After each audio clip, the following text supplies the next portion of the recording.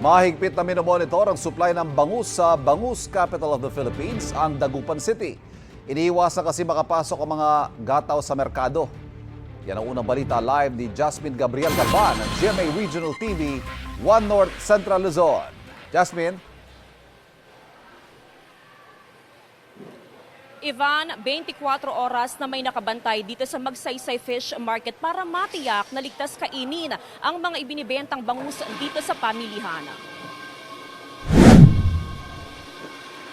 Sa bungad ng Magsaysay Fish Market sa Dagupan City, nakabantay ang pinagsani puwersa ng City Agriculture Office, City Health Office at City Market Division para matiyak na walang makapasok na gataw na bangus sa merkado.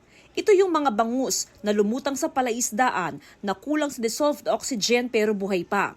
Binubusising auxiliary invoice mula sa mga truck na pumapasok sa fish market. Sinusuri naman ng Sanitary Division ng City Health Office ang mga bangus na ipinapasok sa pamilihan. Hinigpitan namin sila kung walang auxiliary invoice, hindi pwedeng papasukin. Kukuha pa sila sa kung saan galing municipality ng katulad ng Anda, kukuha sila ng auxiliary nila doon sa municipality nila, ma'am.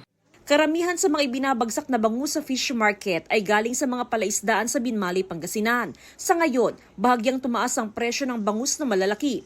Maganda ng presyo. Tumaas na presyo, 135, 140 na, ma'am.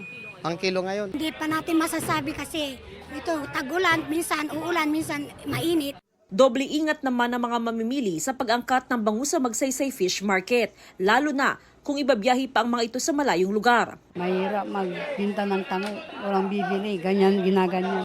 Nasa 90 pesos naman ang kada kilo ng small size ng bangus. Bukod sa Magsaysay Fish Market, nakabantay rin ng otoridad sa mga border para matiyak na walang makapasok na gataw na bangus sa lungsod.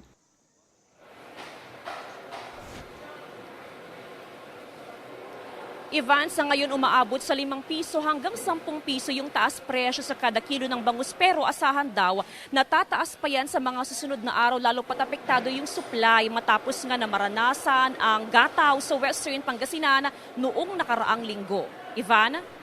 Maraming salamat, Jasmine Gabriel Galban ng GMA Regional TV, One North Central Luzon.